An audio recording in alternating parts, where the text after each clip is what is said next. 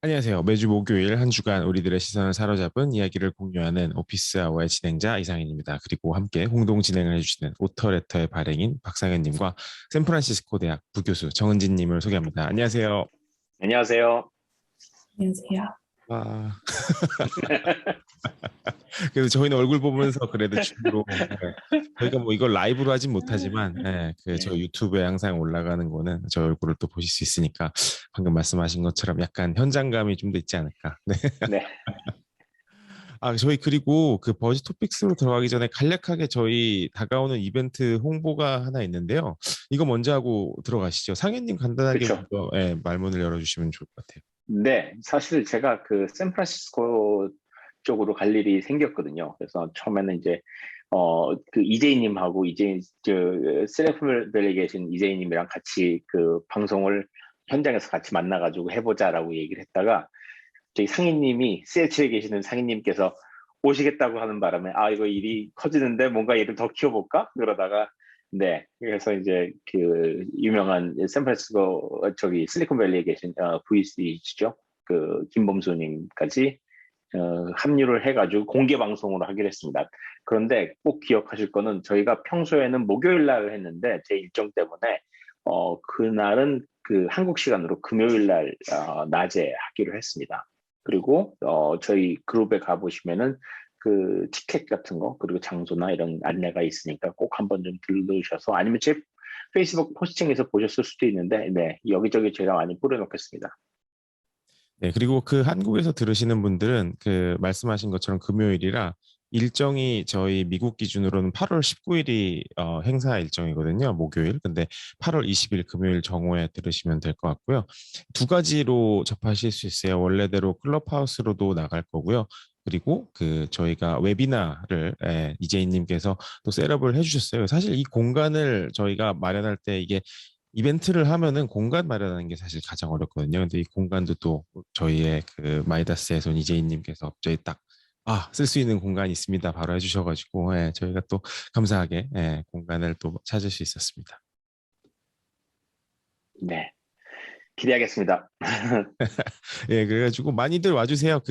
한 30분밖에 모실 수가 없긴 해요. 그 코로나 시국이기도 하고 모두 그 완전 백신 맞으신 2차 접종까지 맞으신 분들을 한해서만 입장이 가능하시기도 하고, 오셔서도 저희도 아마 마스크를 쓰고 방송을 해야 될 것 같아요. 지금 그 네. 가이드 때문에. 근데 최대한 방역 수칙을 다 지켜가면서 재미있는 시간 마련해 보도록 할 테니까요. 뭐 시간 괜찮으시거나 샌프란 혹은 실리콘밸리 쪽에 계시는 분들이면 저희 같이 이야기 나누는 시간 가지면 좋을 것 같습니다.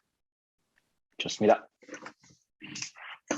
그러면 또 저희 버즈 토픽스로 한번 들어가 보죠. 네. 첫 번째 소식은 제가 간략하게 준비를 했는데요. 저희가 버즈 네. 토픽스에서는 이런저런 단신을 간략하게 소개를 드리잖아요. 그래서 며칠 전에 어제인가 그제 떴었던 뉴스인데요. 구글이 그 픽셀 6 그리고 픽셀 6 프로, 구글의 시그니처 폰이죠. 이거를 그 스닉픽으로 일단 공개를 좀 했어요. 프리뷰를. 원래 네. 정식 발표는 10월 중순에만 한다고는 예정하긴 했었는데, 그 전에 이거를 좀 프리뷰 형식으로 언론에 좀 뿌렸죠.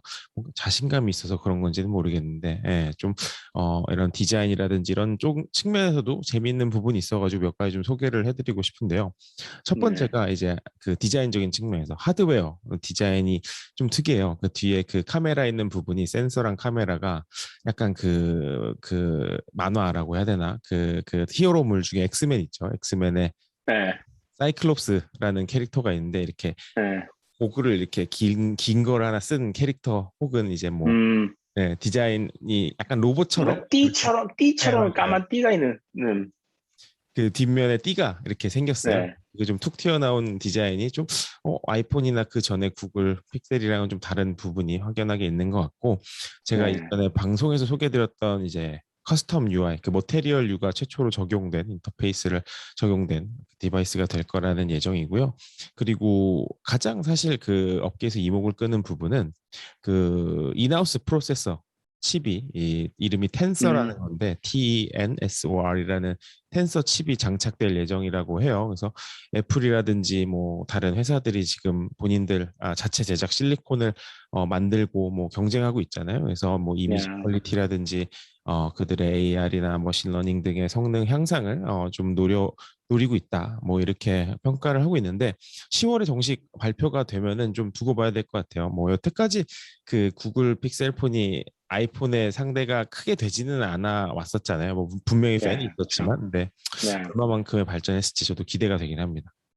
근데 내놓은 색깔이 아주 좀 뭐랄까 되게 개성이 있어 보여요. 그러니까 그에서 애플에서 폰이나 이게 맥 새로 나왔을 때 그 약간 파스텔 톤으로 나왔던 그 느낌이 좀 여기도 좀 나긴 하거든요. 파스텔 톤. 근데 단순히 그렇게 파스텔 톤을 따라했다기보다는 그 배색이 굉장히 옅은 핑크색에다가 뭐 좀 짙은 오렌지 같은 색깔에다가 아주 네 되게 마음에 듭니다. 제가 보기에는 맞아요. 굉장히 개성이 있어요. 사실 그 구글 안드로이드 이 시그니처 폰에 픽셀 네, 폰의 디자인을 선호하시는 그런 분들도 꽤 있어요, 팬층이. 예. 그렇죠, 맞아요. 저도 사실 픽셀을 좋아했는데 기다리다가 결국 못 사가지고 정말 사기 힘들잖아요. 요즘은 어떤지 모르겠는데 몇 년 전에 제가 사려고 그렇게 애를 쓰다 끝내 못 사고 눈물을 먹고 아이폰을 샀는데 그 이후로 계속 아이폰을 쓰고 있습니다. 근데 픽셀은 정말 여러모로 정말 마음에 드는 구석이 많죠. 네. 맞습니다. 네. 그 두 번째 소식을 제가 전해드려 볼게요. 그 오늘 오후에 그 저희 알람에 떴는데 이제 전 세계 코로나 확진 케이스가 2억 명을 넘었다고 뜨더라고요. 그래서 그 혹시 지금 세계 인구가 몇 명인지 아세요? 저는 세계 인구가 하도 빠르게 바뀌어가지고 이제 업데이트도 안 돼가지고 찾아봤더니 79억이더라고요. 79억이요?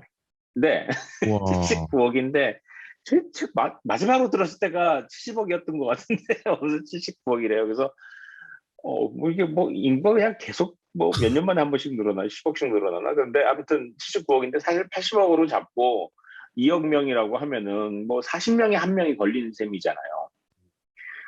엄청난 숫자거든요. 그래서 근데 이게 확인된 확진 케이스만 2억 명이라고 하니까 사실 확인 안 된 사람들이 얼마나 많은지는 뭐 다 각자 짐작에 맡겨야 될 텐데 네, 하여튼 상황은 그런데 제가 전해드리려는 뉴스는 아마 그 해외 그 미국 뉴스를 좀 보신 분들은 아마 들으셨을 수도 있을 거예요. 그 뉴욕주의 그 주지사가 앤드류 코모라는 주지사가 이번에 그 정치 생명이 끝나는 위기에 처했습니다. 이게 뭐였냐면은 이 사람이 그 뉴욕 주지사, 그러니까 주지사가 이렇게 그 사건 사고를 치지 않는 한은 이렇게 전국 뉴스를 잘 타지는 않거든요. 그런데 어 팬데믹 시작한 다음에 뉴욕주가 특히 뉴욕시가 이제 팬데믹의 뭐 그런지로가 된 다음에 이제 코모 주지사가 나서가지고 굉장히 진두지휘를 열심히 했거든요. 약간 그 진두지휘하는 모습이 우리나라 그 경기도지사님을 연상시키는 대목도 좀 있는데 약간 그 언론을 되게 좋아하고 매일 그 나와가지고 발표를 하는 바람에 그때 이제 트럼프하고 비교가 된 거죠. 트럼프는 그건 못하는데 이제 앤드류 쿠모 주지사는 되게 잘한다 그래가지고 그때 주가가 많이 올라갔어요. 그래서 이게 훌륭한 주지사다 이렇게 됐었는데 그 사람의 인기가 그 사람한테 그 언론의 주목이 가면서 그 사람에 대한 그 문제점이 계속 드러나기 시작했거든요. 근데 그때 문제점 중에 하나가 이제 이 사람이 자기 부하 직원들 여성들한테 지나칠 정도로 그 손이 많이 간다는 거예요. 이렇게 사진 찍을 때 엉덩이에 손을 댄다거나 아니면은 괜히 그냥 친근한 표시를 하면서 너무 깊이 껴안아가지고 사람들이 이제 굉장히 불편할 정도로 오래 그리고 뭐 얼굴을 두 손으로 만진다거나 이런 게 사진도 찍힌 거예요. 그래서 계속 문제가 계속 됐는데 그게 이제 몇 달 동안 쌓이다가 근한 1년 가까이 쌓이다가 결국 조사가 들어갔어요. 조사해서 근데 조사 들어가기 전에 이제 그 바이든 대통령이 뭐라 그랬냐면은 조사 결과에 따라서 그 판단하자 이렇게 됐는데 교사 결과 보고서가 이제 좀 어베일러블합니다. 혹시 보고 싶으신 분은 그냥 쉽게 찾을 수가 있어요. 검색만 하면은. 그래서 제가 어떤 내용이 있나 좀 읽어봤더니 이제 지금 방금 말씀드린 것 같은 그런 내용들이 굉장히 많이 있어요. 뭐 이렇게 성폭행이다 정도까지는 아닌데 이거는 누가 보기에도 이건 굉장히 불쾌한 정도의 수준으로 그냥 버릇처럼 해오고 있던 거예요. 근데 특히 이제 굉장히 사람들이 기분 나빠할 내용 중에 하나가 이제 여성들한테 이제 넌지시 그 인시뉴에이팅 하는 거 있잖아요. 그러니까 떠보는 것 같은 소리를 많이 한 거예요. 그러니까 결혼한 여직원한테 뭐 다른 남자랑 자본 적이 있느냐 이런 걸 계속 물어보는 거예요. 이거는 뭐 어떤 식으로 어떤 의도를 갖고 그런 식으로 하는, 근데 이런 것들이 이제 그렇게 그 증언한 사람들이 굉장히 많이 모인 거예요. 그러니까 그거를 그 보고서를 받아본 조 바이든이 이제 물러나야 되겠다고 얘기를 해버린 거죠. 그래서 지금 이 사람은 버티겠다고 얘기를 하는데 지금 정치 생명 자체는 이제 끝난 것 같아요. 적어도 자기 임기 끝날 때까지 버틸 수는 있을지 몰라도 다시 재선은 불가능할 것 같고, 그러면 그 다음에는 어떤 사람들이 올라올까 이거 지금 생각을 하고 있죠. 근데 쿠오모 지지자는 좀 특이하다기보다도 뭐 미국에는 그런 뭐 조지 부시도 그런 경우이긴 하지만 이게 그 정치 가문들이 있거든요. 쿠오모는 이제 아버지가 마리오 쿠오모라는 그 옛날에 지금 이제 세상을 떠났는데 그 유명한 주지사거든요. 주지사의 아들이 또 주지사를 하는 거죠.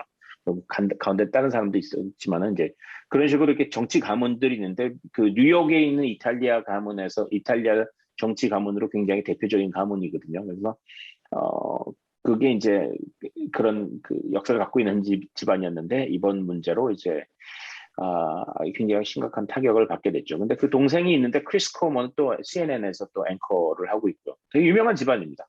근데 현재 상황 봐서는 이건 쉽지 않을 것 같아요. 여기서 벗어나지는 이제 63세라고 하는데 아마 여기서 정치인은 여기서 끝나지 않을까 그런 생각이 듭니다.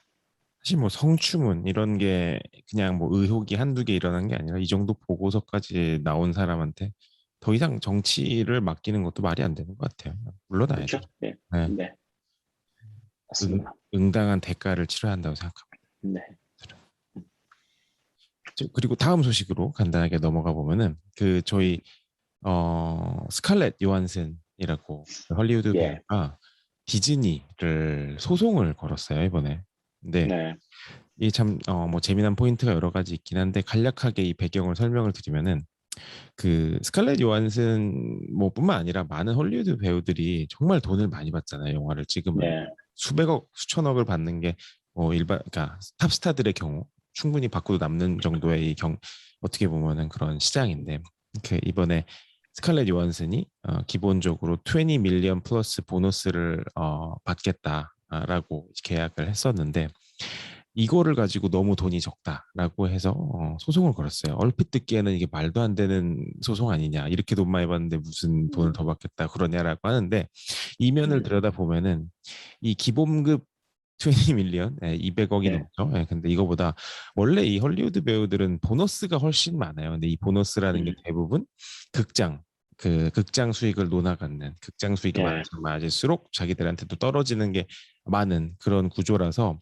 원래 스칼렛 요한슨이 추산하기로는 이 20 밀리언 보너스 정도밖에 못 받게 되었는데 실제로는 자기가 이거보다 50 밀리언, 그러니까 대략 한 600억 정도 안 되는 돈을 덜 벌었다 이거죠. 그러니까 디즈니 플러스가 이 극장에서 동시 상영, 그러니까 극장과 디즈니 플러스 동시 상영을 해버리는 바람에 극장 수익이 확 줄어가지고 자기가 돈을 덜 벌게 됐다. 네, 그게 요지인데 거기서 디즈니 플러스가 왜 그렇게 했느냐를 이제 스칼렛 요한슨이 주장하는 부분에서는 그 디즈니 플러스가 그들의 이 스트리밍 서비스에 사람을 훨씬 더 늘리기 위해서 원래는 그렇게 안 하기로 했었는데 말을 바꿔서 아, 동시 개봉을 해버렸다. 그래서 실제로도 그 개봉한 뒤에 2주차 때 극장에서 수익이 진짜 확 줄긴 했어요. 근데 이제 사람들은 과연 스칼렛 요한슨의 이번 블랙 위도우 영화가 잘 된다고 했었어도 50 밀리언 이상씩이나 더 벌었겠냐라는 건 의문이다 이거죠. 왜냐하면 네, 그거를 기준으로 했던 게 사실 그 예로 들었었던 게 50 밀리언 이상 보너스로 받았던 게 그 예전에 그래비티라고 샌드라 블럭 나왔던 영화 있잖아요. 완전 초대박을 네, 받았던. 네, 근데 블랙 위도우가 그 정도 평도 아니었고 아무리 마블 영화라고 해도 근데 음, 이게 그리고 소송을 안 거는 배우들도 상당히 많았대요. 그래서 이거를 왜 걸었냐 대체. 그리고 뭐 더락 같은 경우도 드웨인 존슨 같은 경우도 뭐 비슷한 뭐 처지인데 소송을 안 걸기로 했대요. 근데 또 이에 동조하는 배우들도 있긴 한데 배우들 사이에서 약간 관망하는 분위기도 좀 있는 것 같고. 근데 뭐 네, 엠마 왓슨 같은 경우는 이번에 크루엘라라는 영화를 디즈니 플러스에서 공개를 또 하긴 했죠. 그래서 그녀도 뭐 법적 대응을 지금 뭐 고려 중이다. 이런 이야기를 하고는 있는데 여기서 또 재미난 포인트는 이 마블 영화잖아요. 디즈니 네, 소송하지만 마블의 소송을 안 걸었어요. 디즈니의 소송을 걸었죠. 물론 그 음, 스트리밍을 한 주체이기도 하지만 그 이유 네, 중에 하나로 추정이 되는 게 그 마블의 현재 수장이 케빈 파이기라고 하는 사람인데 이 사람은 또 이 극장 개봉을 계속 밀어붙였다는 거예요. 이거 스트리밍 하지 아, 말고 음, 사람들에게 극장에서 더 이제 볼 수 있도록 유도를 하자. 이래가지고 음. 스칼렛 요한슨이 그래 너는 잘못 없어. 디즈니의 잘못이야 이러면서 약간 면죄부를 줬다는 그런 네, 얘기도 오고 가고 있는데 이것도 좀 네, 재미난 이야기인 것 같아요. 네. 영화 배우가 그 영화사한테 소송을 건다는 거는 굉장히 파워플레이인데 이게 쉬운 일이 아닐 텐데 이 정도까지 되면은 그러니까 뭐 스카이 요한슨 정도 되니까 이게 가능하지 않을까. 이 정도 이름값은 된 다음에 이제 어, 엄두를 못 낼 것 같은데 딴 데도 아니고 지금 그 헐리우드 원톱 디즈니한테 네, 네, 전 이거 이런 보고 네, 테일러 스위프트 생각이 났는데 당연히 이제 비슷한 얘기잖아요. 그러니까 사실 전 이게 영화사에 대한 소송이라기보다는 배급사에 대한 소송이라고 생각하는데 음, 왜냐하면 그 어, 계약서가 정확하게 어떻게 되는지는 모르겠지만 사실 뭐 넷플릭스 같은 데서 뭐를 제작할 때는 이게 똑같은 서브스크립션을 가지고 있는 사람들이 이 사람이 10번 본다고 하고 뭐 지금 얘가 케빈 스페이시밖에 생각이 안 나는데 다른 배우가 생각이 안 나는데 그러니까 넷플릭스에서 완전히 풀로 자기네 펀딩으로 제작을 했을 경우에 그 배우가 일단 넷플릭스 서브스크립션을 산 사람들이 이 하우스 오브 카즈를 몇 번 본 거랑 관계 없잖아요. 그렇죠, 맞아요. 그러니까 디즈니 플러스도 사실은 그런 식으로 수익을 줄 수가 없는데 음, 그걸 뻔히 알면서 디즈니가 극장이랑 이걸 이렇게 동시 개봉할 때는 음, 당연히 극장 수익으로 보너스를 받는 사람 입장에서는 보너스가 줄어드는 건데 이게 뭐 불공정하지 않다라고 말하기는 어렵잖아요. 그러니까 그렇게 하겠 거면 그렇게 하겠으니까 계약을 조정하자라고 얘기할 수도 있었을 텐데 그런 거 맞아요. 전혀 없이 그냥 자기네들 혼자 결정해서 동시 개봉해버린 거고. 음, 근데 테일러 스위프트도 이런 게 배급사한테 계속 음원 수익을 더 나눠줘야 된다, 아티스트한테 더 줘야 된다 계속 싸우다가 이제 테일러 스위프트 버전을 아예 따로 만들었거든요. 음, 마스터를 받아오지 못하니까. 그러면 사실 테일러 스위프트 팬 입장에서는 테일러 스위프트 버전을 듣지 그 원래 버전을 들을 필요가 없잖아요. 네, 그래서 저는 테일러 스위프트가 사실은 되게 재미있는 행보를 보이고 있다고 생각하는데 그런 예가 음, 있었기 때문에 스칼렛 요한슨도 이런 소송을 할 수 있었지 않았나 아, 생각해요. 정확하신 것 같아요. 음, 사실 이게 그 많은 사람들이 그냥 이런 일이 있으면 디즈니랑 오프라인으로 해결을 하지 이걸 소송전으로 갑자기 끌고 들어간 데에는 뭔가 스테이트먼트를 남기고 싶어서가 아니겠냐 돈보다는 뭐 이런 얘기 네, 있긴 하더라고요. 근데 또 한편으로는 아니 뭐 결국엔 자기네들 밥그릇 싸움 아니냐 뭐 그냥 이게 너무 뭐 어떻게 보면은 그 큰 돈을 애초에 받는 사람이 그 더 큰 돈을 못 받았다고 이게 볼멘 소리 하는 게 맞느냐라는 주장도 있긴 하더라고요. 그래서 근데 이게 그게 어떻게 보면 디즈니가 그렇게 여론을 좀 스칼렛 요한슨 쪽으로 안 좋게 몰아가는 그 부분 공략하는 부분인 것 같기도 하고 네, 그렇습니다. 네. 시간이 한 가지 더 할 시간이 될까요? 괜찮아요. 계속 저희 네, 한 네, 원래대로 한 40분 정도까지는 괜찮을 것 같습니다. 네. 중국 정부가 이번에 테크 기업 단속에 계속 지금 알리바바 이후로 지금 차근차근 하나씩 손을 보고 있는 것 같아요. 그래서 알리바바 다음에 크게 이제 디디 추싱이 당했잖아요. 그래서 지금 뭐 현재 나온 얘기로는 디디 추싱이 아예 상장을 그 폐지하고 그냥 그 프라이빗으로 돌아선다는 얘기가 나오고 있거든요. 뉴욕에서는. 그런데 뭐 반대하진 않는 모양이에요. 주주들도. 그래서 그런 상황이고. 그런데 이번에는 또 그 게임사들을 또 손보기 시작을 한 거예요. 이게 중국 정부의 방식인 것 같은데, 먼저 그 프로파간다 디파트먼트 뭐라 그래 해석해야 되나요? 선전부라 그래야 되나? 공산당 선전부 같은 데서 어, 게임은 good, clean, secure 해야 된다고 얘기를 했다는 거예요. 이게 굉장히 당연한 얘기인 것 같고 뭐 그런데 뭐 clean이라는 게 또 예, 그렇죠. 좀 좀 그렇죠. 느낌이 어, 특히 독재 정부에서 나오는 말로는. 근데 하여튼 good, clean, secure 해야 된다고 발표를 한 다음에 그 다음에 이제 그 신화통신 있잖아요. 관영 통신사, 신화통신에서 바로 이제 게임은 정신의 마약이다. 이런 식으로 이게 글이 딱 나온 거예요. 그러니까 이게 양동 작전을 하는 거죠. 이 정부에서 이제 공산당에서 이게 나오면은 이제 언론에서 같이 하고 그러니까 말하자면 방식이 어떤 방침이 정해진 거죠. 그 바람에 그 중국 정부가 손을 본다라고 해서 게임사들 손을 보는 거라고 이제 소문이 나자마자 주가가 이제 폭락을 한 거죠. 10% 가까이가 또 떨어지고 그 텐센트가 이제 제일 큰 타격을 받았다고 하는데 이제 그 외에도 이제 다른 그 게임사들도 다 그 주가가 왕창 떨어진 거죠. 이제부터 게임을 중국 정부가 일일이 손을 보겠다. 근데 여기서 이 던져야 될 질문은 지난번 디디 때하고도 굉장히 비슷한 건데 그럼 이제까지 이런 게임이 나오고 있었던 만약에 그 문제 있는 게임이라고 얘기한다면 그런 문제 있는 게임들이 과거에 나오고 있었다는 걸 몰랐을 리는 당연히 없죠. 지난 10년, 20년 뭐 중국 게임 산업이 뭐 1, 2년 된 것도 아니고 계속해서 하고 있었는데 그걸 갑자기 왜 지금 와서 그 얘기를 하냐는 거죠. 뜬금없이. 그래서 뭐 그 바람에 이제 사람들의 생각은 중국 정부가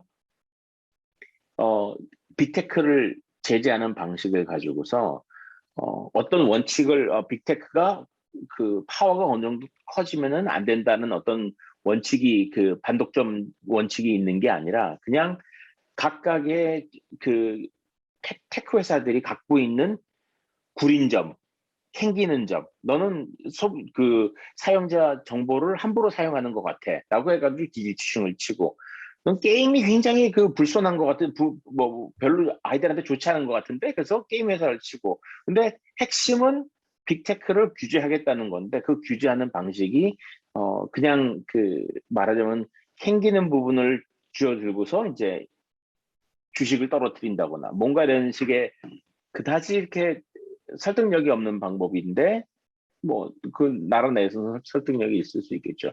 이런 식의 방식으로 규제가 되고 있으니까 이거는 뭐 해야 되는 규제인데 왜 저런 방식으로 하지?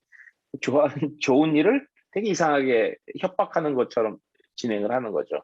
그래서 이번 그 규제도 사실은 게임 규제라고 생각하지 않고 그냥 빅테크 규제의 한 일환이라고 생각을 하는 거죠. 근데 더 크게 보면은 이런 기업들이 그 결국 주가가 흔들리는 문제인데 이런 식으로 국가가 그 뭐랄까 주가에 영향 미치는 일을 함부로 계속 하다 보면은 중국 기업들이 사실상 밖으로 나가는 일이 힘들어지죠.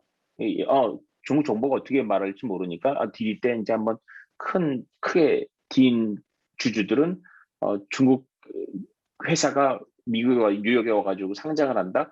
그러면 이제 다시 생각하게 되겠죠. 그런데 이제 나가지도 못하게 되는 거고 그러다 보면 이제 큰 그림에서는 점점점 중국 회사들은 밖으로 나오지 못하고 그 미국에 있는 돈 많은 사람들은 중국 기업에다 투자하지 못하고 이게 천천히 이제 경제가 분리되고 있는 디커플링 되는 수순으로 이어지지 않을까 하는 그런 우려가 나오고 있죠. 확실히 그러네요. 뭐 텐센트가 아시다시피 어떻게 보면 이 세계에서 제일 큰 게임 회사 중에 하나거든요. 재미난 게 음, 이들이 가지고 있는 게 제가 사랑에 맞지 않는 리그 오브 레전드를 가지고 있는 아, 라이엇도 가지고 있고 뭐 음, 그 클래시 오브 타이탄즈라고 그 모바일 게임계 네. 기획사도 가지고 있고 뭐 한두 개가 아, 그게 텐센트에서 나왔나요? 예, 아니 텐센트가 그 애퀴지션을 다 했죠. 그래서 음, 뭐 정말 큰 회사도 정말 많이 샀어요. 그래서 음. 근데 이제 이게 또 어떻게 갑자기 어느 순간 마약상이 되었네요. 갑자기. 네. 많이 듣던 말, 정신의 마약. 굉장히 많이 듣던 말인데, 종교였나? 사상이 여가부 아니에요, 여가부? 맞아요.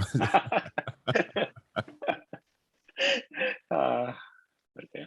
아 근데 그 잠깐 그 게임 관련해 가지고 방금 말씀하신 여가부 관련해서 요새 이슈가 하나 있긴 한데 그 여러분들도 아마 들어보셨을 수도 있을 것 같아요. 그 게임 셧다운제 아시잖아요. 그러니까 네, 네. 청소년들은 몇 시 넘으면 게임 자동 강퇴 막 약간 이런 게 있는데 그것 때문에 그 마이크로소프트의 마인크래프트가 청불 딱지가 붙었었어요.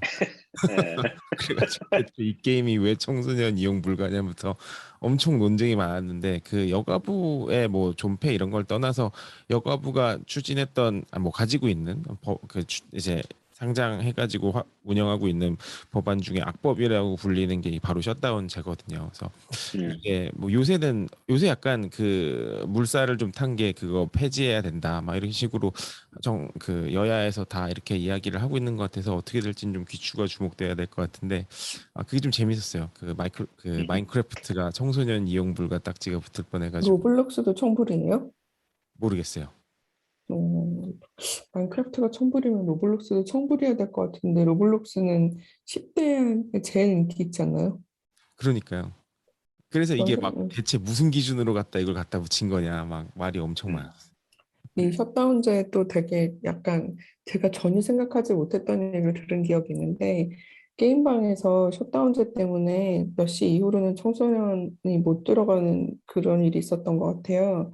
전 정확한 얘기는 잘 모르겠는데 그래서 사실은 돈 없는 청소년이 밤에 갈 곳이 더 없어져서 더 길에 이렇게 남게 됐다는 그런 거 들은 적 어, 있어요.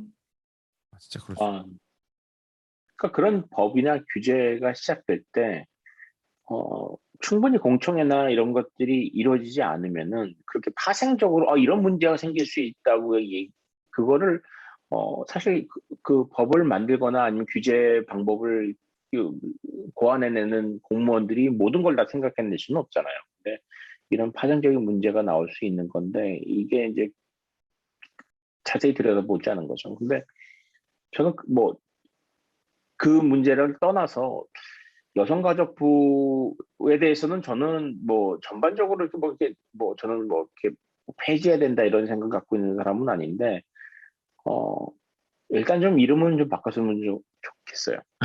여성가족부라는 거는 참 네, 여성 문제를 다루기 위해서는 여성부라는 게 저는 생기는 건 좋은데 거기다가 가족부를 붙여가지고 여성가족부 네, 뭐 여기에 대해서 얘기하는 분들은 많이 있겠지만은 왜 여성 다음에 가족이 같이 끼어가지고 나와야 되는 건지 음. 이런 것들. 그럼 여러 결혼 안 한 이게 여러 가지 그 커노테이션들이 있는데 한국 사회에서 그렇게 그런 커노테이션을 갖고 있는 각이지기 쉬운 사회에서 여성가족부가 들어가야 되니 같이 이렇게 묶여가지고 이런 문제까지 터질 때 한 번에 다 줄줄이 욕먹는 상황은 좀 피했으면 좋겠는데 네, 제 개인적인 생각이었습니다. 저는 여기 입 열면 얘기가 너무 길어져서 안 돼요. 자, 그러면 네. 뭐 다음 주제 저희 블리자드 이야기 사실 그때 네, 이후로 하나 있잖아요. 지난주에 했던 얘기에 업데이트가 있는데요. 네. 결국 그 퍼센트가 사임을 했습니다. 그러나 네. 뭐 회사에서 별 뾰족한 탑도 없고 정작 그 성명을 냈던 그 사람도 뭐 사임하지 않고 잘 있고 뭐 어. 제가 보기에는 그냥 의지도 없고 네, 이것도 얘기하기 시작하면 길어지니까 근데 게이머들의 반응은 어떤가요? 그 게이머들은 그 종업원들 편을 종업원이라고 얘기하면 직원들의 편을 드는 쪽인가요? 저 똑같은 말 실수를 오늘 했거든요. 그래서 웃었어요.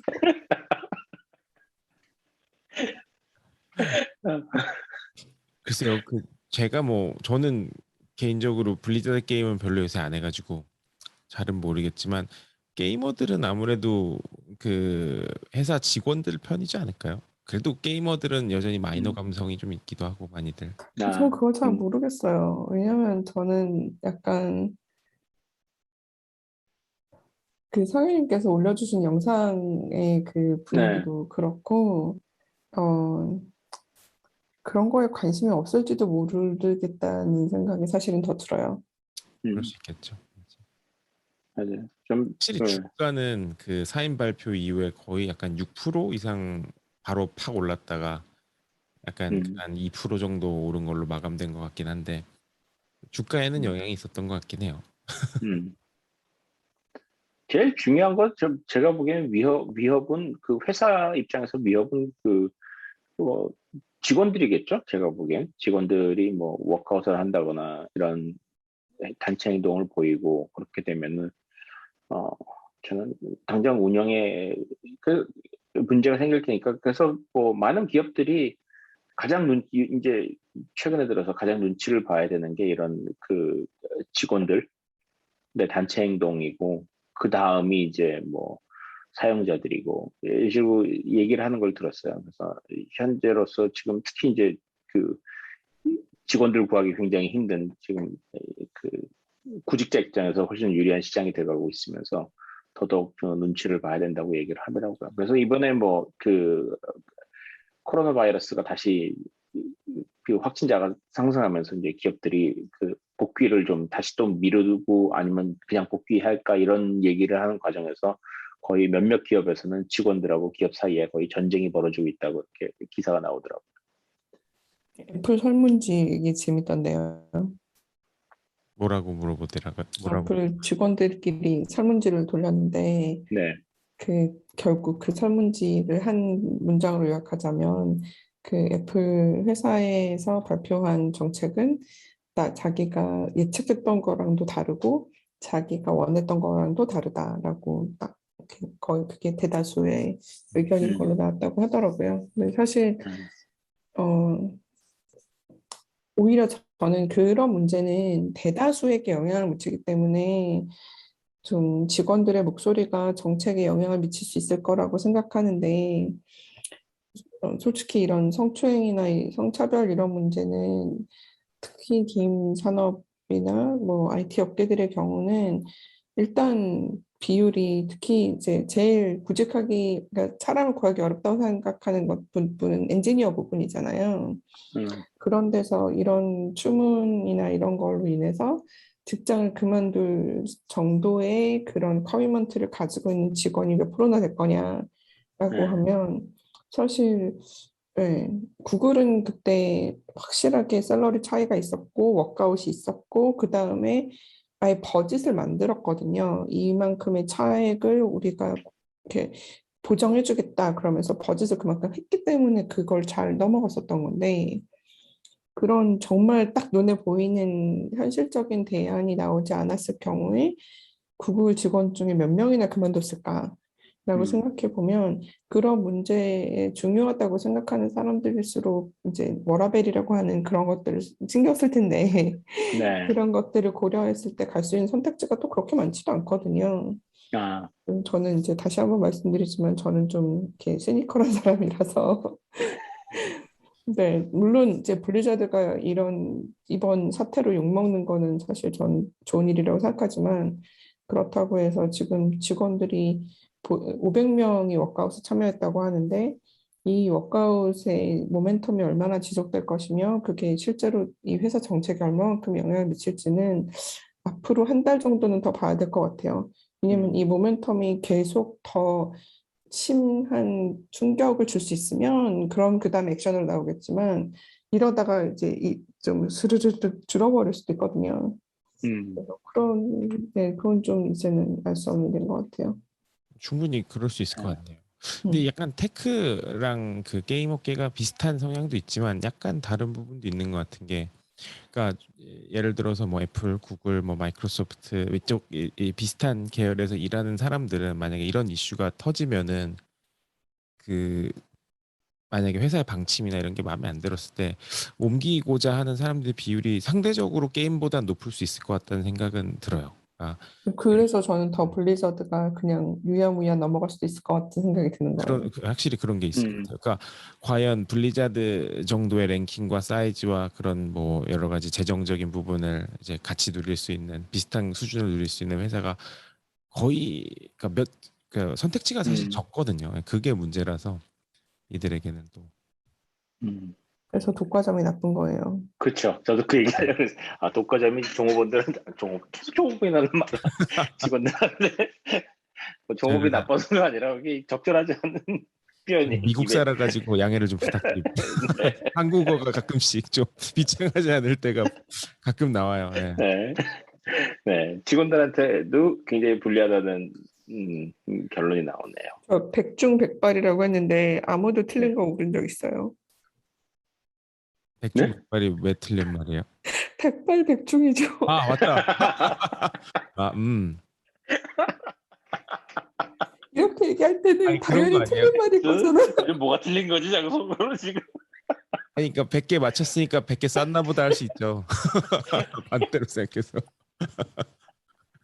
아, 그렇게 아, 전혀 못 알아들었네. 아, 맞다. 충격이다. 아, 네, 이거. 됐습니다. 네. 아, 네.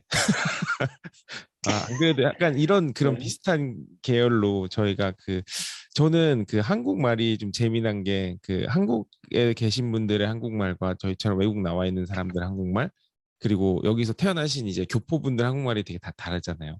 근데 그렇죠. 저는 개인적으로 그 교포분들의 그 R&B 노래를 좀 좋아해요. 약간 옛날에 업타운이라든지 힙합 이런 거 있잖아요. 가사 들어보면 너무 소리를 순박하고 너무 재밌는데 또 멋있으려고 하는 게 너무 좋은 거예요. 요새 막 솔타운이라고 예전에 업타운 출신 그 정연준 씨가 만든 그 제2의 다시 만든 그룹이 하나 있었는데 마일레이디 엄청 들었었거든요. 근데 갑자기 그 얘기가 떠오르네요. 죄송합니다. 네. 네. 아, 간단하게 또 다음 주식이란다. 다음 소식 하나만 말씀드리고, 네, 저희 이슈 토크로 넘어가죠. 이게 주식 네. 얘기라서 엉뚱하게 다음 주식이라고 했습니다. 죄송합니다. 네. 그 새로운 밈 주식이 탄생을 했어요. 저희가 네. 몇 번 다뤘죠. AMC라든지 또 게임스탑. 예. 근데 이게 주인공이 많은 사람들이 관심을 가졌던 주식이에요. 이거는 그냥 뭐 아웃 오브 노웨어에서 나왔던 주식이 아니고 로빈후드라고 어떻게 보면은 미국의 밀레니얼 머니의 상징과도 같은 그리고 요새 개미, 동학 서학 개미들 그리고 음, 미국에서는 이제 동학 개미 혹은 개미들을 이제 로빈후드라고 부르죠. 예. 음, 음, 근데 이제 로빈후드가 이제 앱의 이름이기도 한데 그 앱이 상장을 했어요 저번 주에. 근데 저번 주에 상장했을 때 첫날은 오히려 떨어졌어요. 그래서 뭐 사람들이 저도 관심을 되게 갖고 봤던 앱인데 요새 상장했을 때 분위기가 안 좋은 경우가 꽤 많거든요. 그러니까 음, 몇 달 전까지만 해도 상장하면 막 몇백 프로 오르는 것도 있었고 돈이 막막 몰리다 보니까 근데 요새는 상장을 해도 떨어지는 경우도 많고 별로 재미없는 경우도 많아요. 근데 로빈후드도 떨어지길래 저는 에이 그냥 뭐 그러려나 보다 했는데 이게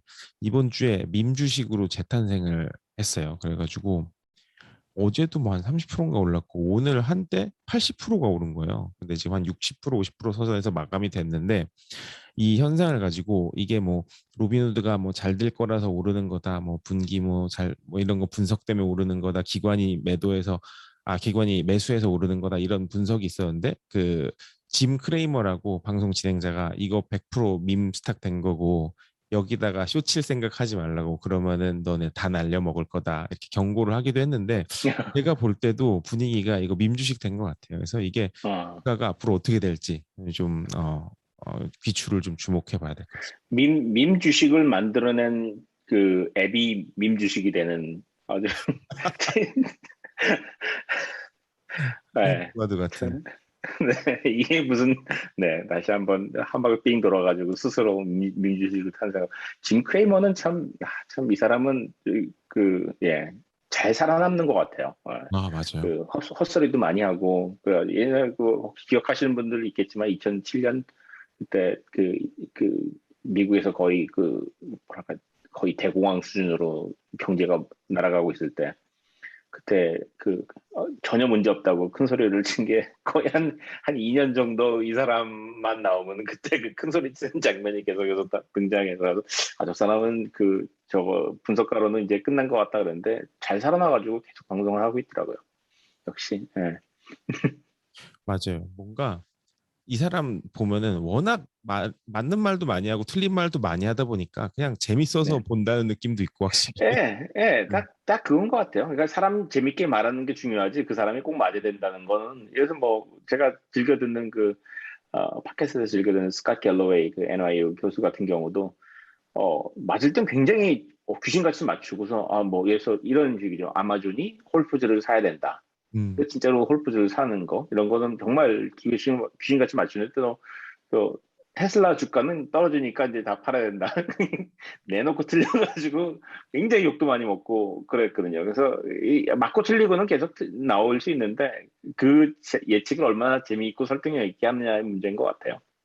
실제 맞춘다기보다는. 또 틀려도 그래 그건 좀 틀릴만 했어. 약간 이런 느낌이 드는 거가 중요한 것 같아요. 맞아요. 네, 맞아요.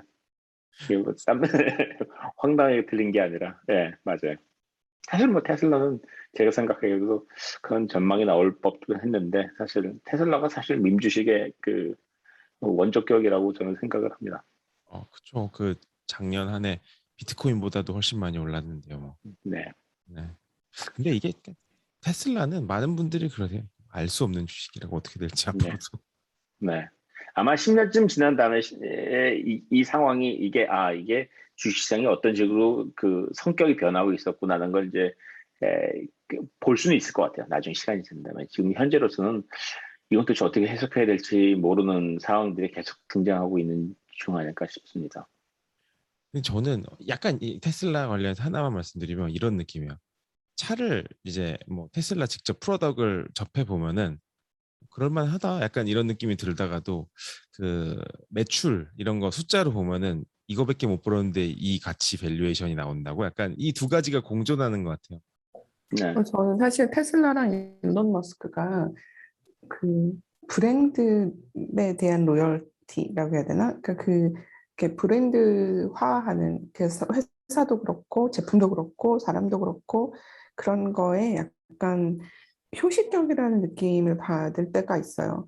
그러니까 음, 그게 뭐 다른 브랜드 로열티랑 다르게 다른 브랜드 로열티는 어쨌거나 상품을 소비자가 써보고 그거랑 약간 발맞춰 움직인 느낌이 있는데 테슬라는 사실 테슬라 차가 나오기 전부터 어느 정도 팬이 있고 팬베이스가 좀 있고 그리고 차가 나왔을 때 또 팬베이스가 늘어나고 그러니까 약간 특히 저는 이게 SNS랑도 관련이 있다고 생각하는데 사람들이 접하는 매체가 그전에는 TV라든가 이런 약간 굉장히 매스가 한꺼번에 접하고 한꺼번에 생각하는 그런 상황에서 되게 좀 이렇게 지역적일 수 있고 또 받는 사람들의 숫자가 확 많지는 않지만 그 대신 좀 더 이 사람한테 타깃되어 있고 그런 광고가 가능해지고 꼭 광고가 아니더라도 알고리즘 버블 안에서 그렇게 계속 돌고 그러면서 뭐 사실 저는 언론도 지금 그런 시프트가 일어나고 있다고 생각하는데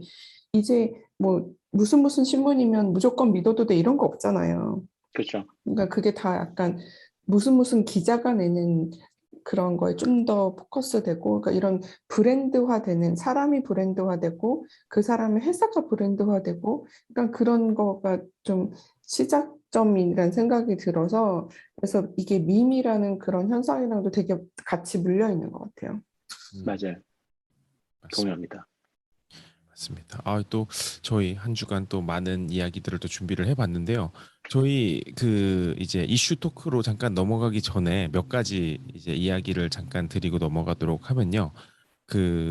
저희가 그 방송 시작에 잠깐 광고를 드리긴 했었는데 저희가 오프라인 이벤트를 8월 19일 미국에서 열게 됐어요. 실리콘밸리에서 저희 산호세 산호세에서 오프라인 이벤트를 8월 19일 날 열게 돼가지고 저희가 오피스 아워 그룹이라든지 저희 개인 페이스북에 그 관련 소식을 올렸거든요. 그래서 한 30분 정도 초대를 직접적으로 이제 오시고 싶으신 분들은 티켓 구매를 통해서 오실 수 있고요. 그리고 그날 방송은 웨비나 신청을 해주시면은 저희가 그날 프레젠트 할 내용이라든지 이런 거를 직접 보실 수 있고 클럽하우스로도 음성은 계속 나갈 예정이니까요. 많은 관심 부탁드리고요.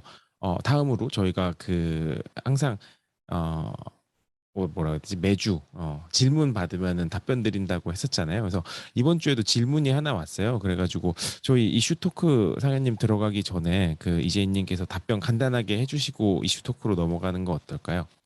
좋습니다. 네, 이거 혹시 뭐 나중에 시간 남으면 실시간으로 질문해 주셔도 더 좋고요. 어, 그 지원님께서 뭐 라스트패스나 원패스워드 같은 이런 유료 비밀번호 관리 프로그램을 따로 쓰는 게 좋은지, 혹은 이게 웹브라우저나 휴대폰 기본 시스템으로도 비밀번호 저장해주고 요새는 그런 거 다 하잖아요. 뭐 그런 거랑 비교해서 어떤 장점이 있는지 물어보셨는데, 이거 이게 너무 좋은 질문이라서 다음에 한번 이슈 토크로 좀 더 길게 말씀드릴 건데, 간단하게 대답을 해드리면, 비밀번호 관리 프로그램을 쓰면 좋은 가장 큰 이유는 비밀번호 재사용을 좀 덜 하는 게 좋아서고요. 왜냐하면 비밀번호 재사용을 하는 이유가 비밀번호 기억하기가 힘들어서 그런 거거든요. 그렇죠. 비밀번호 기억하는 게 힘들면 재사용을 하는데, 재사용이 정말 해킹이 너무너무너무너무 이렇게 해커를 너무나 도와주는 일이에요. 아, 그러니까 일단 뭘 쓰든지 간에 네. 저 수업 시간에 항상 물어보거든요. 비밀번호 재사용하는 사람 손 들어보세요. 그러면 정말 거의 다 들고 가끔 한두 명 안 들어요. 그런 사람들이 이제 이런 프로그램 쓰는 사람들인데, 이런 그 재사용을 안 할 수 있는 거는 뭐든지 쓰시는 게 안 쓰시는 것보단 나아요. 근데 유료 프로그램이랑 이런 이제 브라우저 기반 내지는 뭐 휴대폰 OS 기반 이런 걸 비교했을 때 유료 프로그램이 조금 더 좋은 건, 보통 이런 브라우저 기반이나 이런 거는 기기를 잃어버리시면 기기를 언락하는 순간 자동으로 다 털려요. 왜냐하면 보통 브라우저는 브라우저 안에 들어있는 패스워드는 그냥 한 사람이 쓴다고 생각하기 때문에 특별히 더 뭐 비밀번호 같은 거 넣지 않아도 그 기기의 비밀번호만 풀면 다 볼 수 있거든요. 음, 네, 그렇지 않고 유료 프로그램 쓰시는 분들은 써보시면 알겠지만 보통 기기의 비밀번호를 풀어도 그 유료 프로그램에 대한 비밀번호가 하나 더 있고, 그리고 가끔 이제 거기에 붙어서 이렇게 새로운 기기나 뭐 새로운 장소에서 접근했을 때 비밀번호 말고도 투팩터라고 해서 이제 뭐 하나 더 물어본다든지 뭐 네, 몇 개가 붙어요. 그래서 이런 단계는 많을수록 안전하거든요. 그래서 물론 이제 그 휴대폰 안에다 하셨어도 내지는 뭐 브라우저에 하셨어도 뭐 비밀번호를 보려면 뭐 더 비밀번호 한 번 더 넣기 그런 이제 커스터마이제이션을 하실 수도 있겠지만 보통 그렇게까지는 안 하시니까 그런 점에서 유료 프로그램이 조금 더 좋은 점이 있죠. 음. 일단 그 정도로만. 추천해 주실 만한 유료 프로그램이 있나요? 이게 뭐 지금 스폰서 저희가 스폰서 받는 거 전혀 아니고. 네, 뭐, 저 진짜 1원 한 장 받는 거 없는데, 저는 개인적으로 지금 지원님께서 말씀하신 두 개 프로그램 다 좋다고 생각해요. 원패스워드도 좋고, 라스트패스도 좋고, 둘 다 좋은 프로그램들이고요.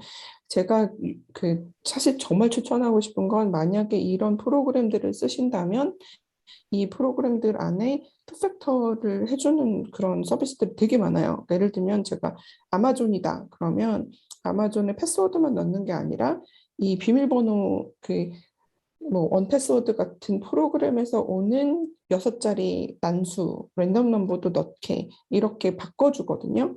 근데 이걸 되게 쉽게 해줘요. 정말 셋업이 되게 쉬워요. 이렇게 해두면 좋은 게, 여러분들 혹시 이건 제가 실제로 겪은 일이니까 말씀드릴 수 있는데, 바로 지난달에 제가 아마존에 잘 모아놨던 포인트를 누가 써서 없앴어요. 근데 그게 제가 쓴 게 아니어가지고 제 계정에도 기록이 없고 이게 카드로 쌓은 포인트인데 카드 회사에도 기록이 없는 거예요. 카드 회사는 그냥 포인트를 썼다고만 돼 있고 거래 내역이 없어요. 그래서 이걸 디스퓨트를 걸어야 되는데 거래 내역이 없으니까 디스퓨트도 걸 수 없고 이게 저처럼 숫자에 되게 민감한 사람이니까 포인트 이게 밸런스가 바뀐 걸 보고 바로 신고를 저는 전혀 했으니까 못 찾았을 겁니다. 네, 많은 변화가 있. 분들이 그냥 지나가셨을 것 네. 같거든요. 그러니까 그런 거 걸어 놓으시면 사실 좋아요.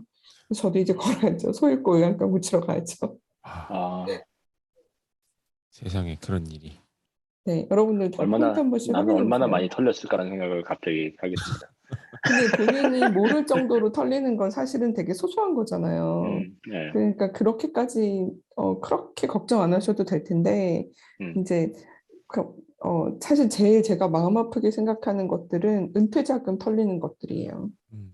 그렇죠. 왜냐면 은퇴자금은 매일 체크하지 않고 사실 네. 1년에 한 번도 체크 안 할 수 있잖아요. 네. 전에는 이제 편지로라도 이렇게 왔는데 요새는 다 네. 이메일로 뭐 어디 로그인해서 보세요 이렇게만 오니까 굳이 로그인해서 보지 않으면 모르잖아요. 네. 그래서 어느 날 봤는데 은퇴자금이 사라져 있고 이러면 네. 그러면 진짜 너무 저도 이렇게 보는 사람 입장에서 너무 마음 아파요. 그렇죠. 한국에서는 그런 거 해킹당해도 그런 은행에서 막 복구 안 해준다고 이런 기사를 봤던 것 같아요. 미국은 해킹당하면 군말 없이 바로 복구해 주잖아요. 그런 어카운트에서 그렇죠. 막. 근데 한국은 제 옛날에 봤는데 막 그 있었던 돈 몇 억이 갑자기 누가 해킹해서 날아갔는데 뭐, 미국도 몇 억은 안 해줘요. 아, 그래요? 그래서 네. 미국은 그래서 저 이거 전에 제가 피싱 연구할 때 실험했었는데 네. 너무 재밌는 게 그런 거 보셨는지 모르겠는데 FDIC insured라는 그 로고가 네. 있거든요. 네. 그 이퀄 마크 로고가 있는. 붙어 네. 있으면 네. 그 이퀄 1억까지는 마크는 딴 거고요. 보상해줘요. 네, 아, 1억까지는 보상해줘요. 음, 1억 넘는 건 안 해주고요. 그리고 웬만한 투자 상품은 FDI insured가 아니에요. 음, 그래서 투자 원금을 상품. 보장해주지도 않고 음, 그래서 제가 되게 멀쩡한 은행 웹사이트랑 그 해킹 웹사이트랑 이렇게 두 개를 주고 학생들한테 어느 게 해킹인지 맞춰보라고 어느 게 피싱인지 맞춰보라고 그러면 다 FDIC uninsured니까 멀쩡한 은행인데 투자 상품 설명할 때는 당연히 FDIC insured가 아니라고 그걸 이렇게 명시하게 돼 있어요. 조건으로 네. 금융법에. 그걸 보고 아 이거는 insured 아니니까 얘가 해킹 사이트라는 거예요. 그래서 야 진짜 금융 이게 갈 길이 멀구나 음, 생각한 적이 있는데 이게 그 이렇게 뭐 몇 억 이런 거를 보장해 주는 거는 보험을 따로 드셔야 돼요. 음, 음, 은행에서 해주지 않고요. 그런 것까지 해주는 보험 상품을 따로 드셔야 되는데 그런 보험 상품에서도 이제 사이버 보안 이런 거 관련한 조항은 빠지는 그런 게 많고요. 그걸 넣으시면 또 랜섬웨어를 넣느냐 안 넣느냐에 따라서 또 차이가 있고요. 그래서 음. 보험을 따로 드셔야 됩니다. 말씀 듣다가 잠깐 생각난 건데, 저는 몰랐는데, 옛날에 리오나르도 디카프리오가 주연한 Catch Me If You Can인가요? 그 영화 네, 스표 있었잖아요. 거기, 조작하는 네. 예. 그 굉장히 원시적으로 수표 조작하던 사람이 나중에 거대한 사기. 근데 그 사람이 지금 현재 살아 있잖아요. 그래서 그 사람이 방송에 출연을 하더라고요. 그 알고 보니까 지금 하고 있는 일이 이제 그 노인들 상대로 노인들이나 이런 사람들 상대로 그 취약계층에 있는 사람들이 이제 주로 핵심인데 금융 사기 당하지 않는 법, 그 은퇴자금 털리지 않는 법 이런 거 강의를 하고 다니더라고요. 그래서 책도 쓰고 그래서 되게 재밌는 얘기를 많이 해요. 그래서 그 사람이 아직도 굉장히 그 지식이 계속해서 업데이트를 해가지고 굉장히 커런트 하더라고요. 그래서 굉장히 재밌는 얘기를 들었는데 이제 이 사람이 계속 거의 반복적으로 하는 얘기 중에 하나가 어, 카드가 두 장이 있으면은 하나가 이제 데뷔 카드고 하나가 크레딧 카드면 데뷔 카드는 정말로 나쁜 거고 이제 크레딧 카드는 정말로 좋은 거니까 무조건 데뷔 카드는 쓰면 안 되고 크레딧 카드 쓰라 이렇게 얘기를 하더라고요. 그래서 이 사람이 하는 얘기가 데뷔 카드에서 돈이 실제로 사람들이 이게 빼가 실제로 이제 비밀번호 노출돼가지고 빼가고 그랬을 때 데뷔 카드에서 돈을 다시 회복을 하지 못하는 경우가 굉장히 많고 하더라도 예를 들어서 6개월이 걸린다고 생각을 하면은 3개월에서 6개월 걸린다 그러면 사람들이 당장 렌트를 못 내가지고 집에서 쫓겨낼 수도 있는 거고 굉장히 힘든데 크레딧 카드는 굉장히 간단하다는 거죠. 크레딧 카드에서 문제가 생기면은 거의 이거는 다 그 크레딧 카드에서 회사에서 책임져 주기 때문에 이제 이 사람이 이제 굉장히 왜 미국 사람들이 그런 거 잘하잖아요. 이렇게 레슨 전달할 때 핵심만 딱 전달하는데 이 사람이 데뷔 카드 no, 크레딧 카드 yes. 자기는 데뷔 카드는 절대 안 만든다는 거야. 그래서 그런 설명을 하더라고요. 이게 이제 미국적인 상황이긴 한데 네, 굉장히 네, 그 크레딧 흥미로웠습니다. 카드도 그래서 보통 연회비가 비싼 거일수록 그런 거 디스피트를 잘해줘요. 아 그러니까 그 그렇구나. 보통 연회비 있는 건 무조건 나쁘다고 생각하시는 경우가 있는데 연회비가 있는 게 사실은 어떻게 보면 보험을 사는 거라고 생각하시는 수도 있어요. 예를 들면 저는 크레딧 카드로 한참 팬데믹 초기에 마스크를 샀는데 마스크가 안 왔거든요. 그러면 그냥 디스피트 걸면 돼요. 음. 근데 제가 그렇게 할 수 있었던 거는 제가 가지고 있는 카드가 그런 걸 잘 해주는 카드여서 그렇지 그 시기에는 그런 게 워낙 너무 많았어서 사실은 안 해준 데도 꽤 많았어요. 뭐 셀러한테 연락해봐라 뭐 이러고. 음. 뭐 미국에서 사람들이 제일 먼저 느끼는 것 중에 하나가 그거라고 하잖아요. 아 미국에서는 비싼 건 비싼 가격 값을 한다. 음. 맞아. 돈을 낼 때 항상 돈 내는 가격을 한 조금 뭐 10달러라도 비싸면은 확실히 제품 차이가 나고. 그 뭐지? 그 VOX라고 네, VOX라고 그런 컨텐츠 만드는 그 짧은 다큐 네, 같은 거 만드는 미디어 있잖아요. 네. 거기서 만들었던 뭐 금융 관련 짧은 다큐였던 것 같은데 이 크레딧 카드 이 상품 이거 돈 내는 그 연회비에 따라서 그런 보장 이런 거 말씀한 부분에 대해서 언급을 한 게 있었는데 확실히 돈값을 하는 것 같아요. 근데 이게 결국에는 되게 어떻게 보면은 이 보장 때문에 이걸 하나 발행할 때마다 손해를 보는 카드들이 있대요. 그 대표적인 게 그 체이스 사파이어 리저브도 요새는 이게 하나 할수록 걔네들한테는 돈이 처음에는 이제 들어가는 구조로 점점 진화가 됐는데 그래도 결국에는 이걸 통해서 계속해서 은행이 수익을 올리는 값이 훨씬 많다 보니까 음, 결국에는 이 벤더들한테 뜯는 거잖아요. 사용하는 사람들보다는. 그래서 음, 그런 것도 재밌더라고요. 보장을 훨씬 늘려줘가지고 사람들이 더 많이 쓰게 하는데 돈을 어떻게 보면 줘가면서까지 약간 그런 마케팅의 열, 사람들 확보의 열을 올리는 거 보니까 예, 돈이 되는 비즈니스는 맞는 것 같습니다. 확실히. 네, 그게 그렇게 그 베네핏을 다 사용하지 않는 사람이 많아서 그런 거 아니에요? 저는 그런 뭐 워런티 1년 익스텐드 해주고 이런 거 안 챙겨 먹는 사람이 90%는 될 것 같은데요. 아, 그럴까요? 근데 그 네. 사파이어 같은 경우가 좋은 게 저는 이거 그거더라고요. 그 트래블 관련해 가지고 이게 연회비가 얼마였지? 300불이었나? 450불. 450불. 예. 근데 거의 그만큼의 크레딧을 줘요. 그래서 우버 300불. 타거나 300불. 예. 뭐 네. 가령 그러면 이제 사실상 150불이잖아요. 우버라든지 음. 택시라든지 뭐 비행기라든지 뭐 관련해 가지고 결국에 1년에 300불 이상은 누구나 쓰는 요즘 시대니까. 근데 뭐 팬데믹 때 빼고. 근데 팬데믹에도 꽤 많이 쓰죠. 아닌가요? 아, 근데 저는 팬데믹에는 그렇게까지 안 아, 썼던 맞아. 것 같고, 그렇게까지는 안 이렇게 쓰겠다. 여행 안 갔으니까. 네. 근데 그, 제가 듣기로 이제 여행 출장 많이 다니시는 분들은 그렇게 300불 하고 150불 중에 또 140불은 글로벌 엔트리 그거를 내준대요. 음, 그래서 그게 맞아요. 140불이어서 결국 10불 내고 쓴다고 하시더라고요. 맞아요. 저희 그러면 이제 또 네, 이슈 토크로 한번 넘어가 볼까요? 네, 좋습니다. 그 이번에 이슈 토크는 그 리질리언스에 대해서 좀 이야기를 해보려고 하는데 요새 이 얘기가 아마 뭐 경제 쪽에 계신 분들, 그쪽에서 일하시는 분들 많이 들으셨을 거예요. 근데 리질리언스가 이제 이걸 한국에서 기가 막히게 번역을 했는데 그 회복 탄력성이라는 말로 어떤 분이 번역을 하셨는지 모르지만 정말 전 정말 고심 보통 너무 고심을 하면은 이상한 번역이 될 때가 제가 최근 몇 번 번역을 하다 보니까 도저히 번역이 안 되는 단어들이 있잖아요. 근데 그 도저히 번역이 안 되는 단어가 이어서 disrupt 번역이 안 되는 단어인데 이거를 억지로 번역을 해놓으면 되게 이상하게 끝나가지고 도대체 알 수 없는 단어가 될 때가 있는데 저는 회복 탄력성은 어, 정말 잘 번역을 했다고 그냥 고심 끝에 그 좋은 번역이 나왔다고 생각을 하거든요. 리질리언스가 딱 그거잖아요.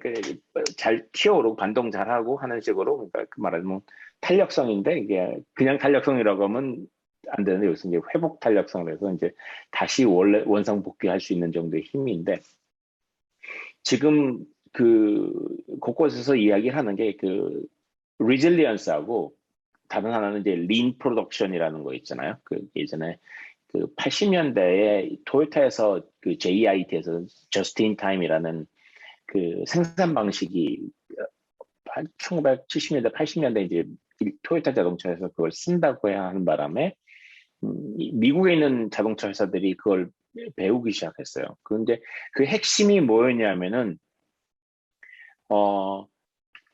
생산, 그러니까 최종적으로 조립하는 자동차 공장이 있는데 그 공장에서 부품을 받아가지고 원래는 부품을 잔뜩 받아가지고 창고에다 쌓아놓고 그때그때 조립해가지고 사용을 했는데 저스트 인 타임 방식은 그걸 한 번에 사가지고 창고에다가 저장을 해놓으면은 창고 비용 나가고 한 번에 사는 바람에 돈이 나가고 그러니까 야금야금 지출하면 되는 걸 갖다가 한 번에 사야 되니까 목돈이 나가는 거고 창고 비용 나가고 게다가 이제 생산을 하는 도중에 이거 문제가 생겨가지고 디자인을 좀 바꿔야 되겠는데 그러면 이미 사놓은 부품들은 다 폐기 처분을 해야 되기 때문에 손해가 보는 거고 그래서 그런 여러 가지 문제들을 해결하기 위해서 필요할 때마다 부품을 계속 주문을 하고 그 부품 공급하는 그 하청업체들은 그때그때 바로바로 갖다 줘야 되는 거죠. 이런 식으로 하는 바람에 이제 일단 제품 피봇도 굉장히 빠를 수가 있고 비용도 굉장히 절감될 수 있고 그 공간도 과거에는 그냥 부품 쌓아두는 공간이 이제 전시장으로 사용된다거나 이런 식으로 해서 효율적으로 그 제품을 생산할 수 있어가지고 사실 일본 자동차가 80년대 미국에서 히트를 쳤던 이유가 제품이 꽤 좋은데 값은 엄청 싸다는 거죠. 근데 제품이 좋고 값은 싸다는 거는 있을 수가 없는 일인데 그것도 값이 싸면 제품이 후져야 되는 건데 이제 둘 다 잡았기 때문에 이걸 어떻게 이 정도 가격에 이걸 하느냐라고 해서 들여다보니까 이제 저스트 인 타임이라는 그 생산 새로운 일본식 도요타식 생산 방식이 있어서 그걸 다 배워가지고 흥미로운 게 그게 이제 80년대 미국에서 본격적으로 배우기 시작했는데 1981년부터 2000년 사이에 미국 공장 평균 공장의 그 인벤토리 있죠. 그러니까 재고가 1년에 2%씩 줄었대요. 20년 동안. 1년에 22%씩 줄었으니까 40%가 줄어든 거죠. 이 방식이 그 미국에서 다 흡수를 했고 미국만이 아니라 이제 전 세계가 이 방식을 배운 거죠. 그런데 그 방식이 이제 인기를 끌었던 이제 1980년대에서 90년대로 넘어가는 그 시점이 생각을 해보시면 세계화가 또 글로벌라이제이션이 굉장히 그 경제 세계화가 이루어진 시점이잖아요. 그렇죠. 그러다 보니까 이게 그 방식을 단순히 그냥 국내에서 그 하청업체들하고 부품 공급하는 업체들하고 뭐 최종 조립 업체하고 완성차 업체하고 사이에서만 이루어지는 게 아니라 이거를 그냥 전 세계로 늘려버린 거죠. 그래서 부품 하나가 A에서 B로 가서 거기서 B에서 조립된 다음에 부품 유닛이 만들어지면 그걸 가지고 C 나라로 와가지고 거기서 최종 조립이 되는 식으로 이렇게 이게 길어지는 거죠. 그러다 보니까 그게 가능한 이유는 이제 각각의 특화가 된 그 나라들 그 경제 시스템들이 다 있으니까 거기서 이제 가장 린한 가장 최저가의 가장 효율적인 그 생산 시스템이 이루어지는 거죠.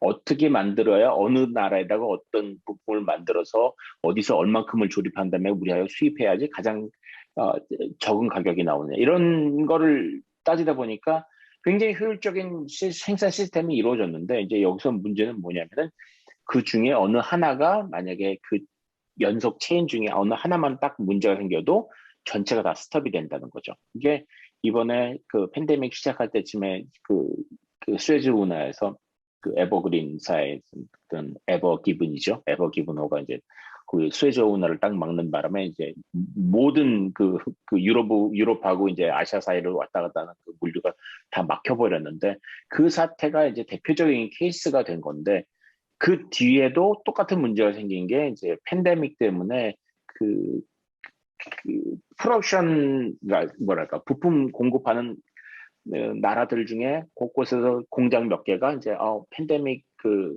확진자가 코로나 확진자가 생겨가지고 A라는 공장이 문을 닫으니까 B는 A를 기다리면서 놀고 있고 C는 또 B를 기다리면서 놀고 있고 그래가지고 전체가 다 이제 막혀버리고 그런 현상이 사실 지금도 계속되고 있는 이제 많이 회복이 됐지만은 지금 칩 생산이 문제가 된다고 하잖아요. 지금 저도 이번에 그 샌프란시스코 가면서 그 렌터카를 구하는데 이제 값이 굉장히 올라갔어요. 근데 그 렌터카를 값을 지금 굉장히 비싸진 이유가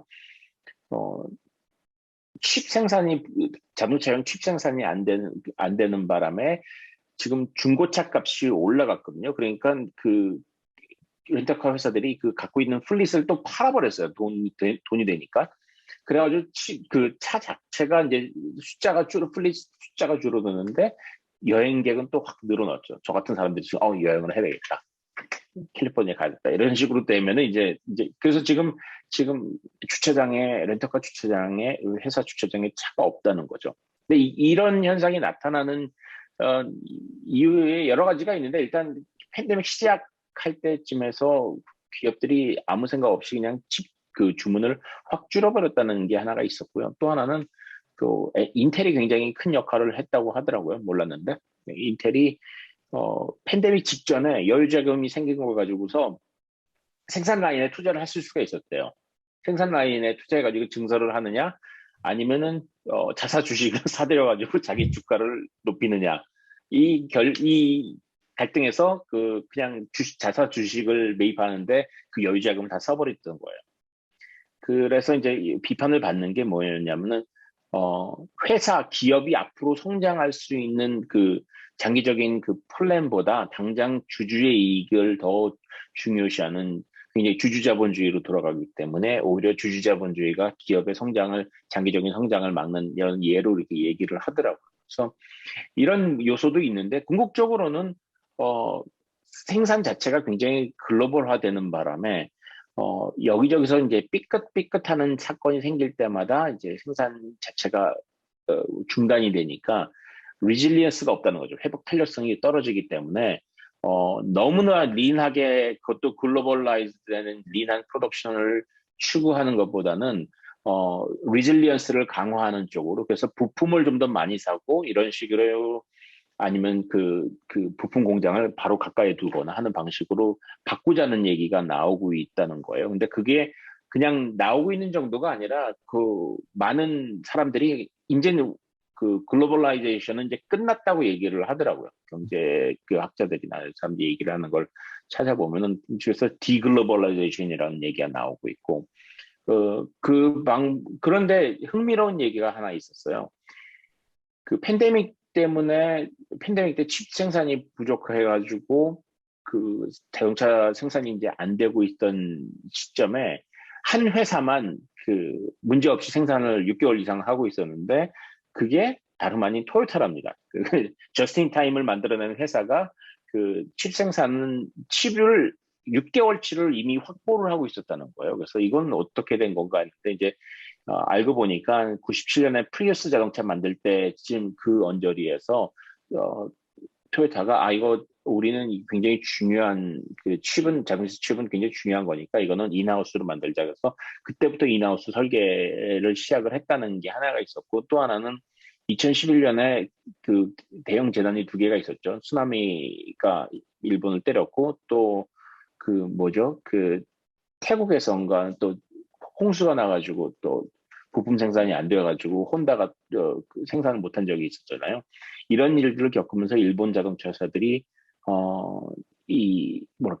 회복 탄력성을 좀 더 중요시하는 식으로 그 부품을 미리 조달을 해놓고 있었다는 게 하나고 또 하나는 기본적으로 JIT 그 Just in Time 방식 자체가 일본에서 성공할 수 있었던 이유가 일본이 워낙 그 밀집도가 높은 나라라서 공장 주변에 그냥 다 모여 있다는 거예요. 그래서 여기서 문제가 생기면 바로 옆에서 그러니까 여기서 제품을 요구하면 바로 부품을 조달할 수가 있는데 이렇게 거리가 짧으면은 지금 뭐 전 세계적인 그 생산 라인에서 이제 부품 공급 그 체인에서 문제가 생기는 거하고는 전혀 얘기가 다른 거죠. 그래서 일본식의 원래 JIT 방식은 이 생산 기지 안에 이제 하청업체들이 다 모여 있어야 된다는 거죠.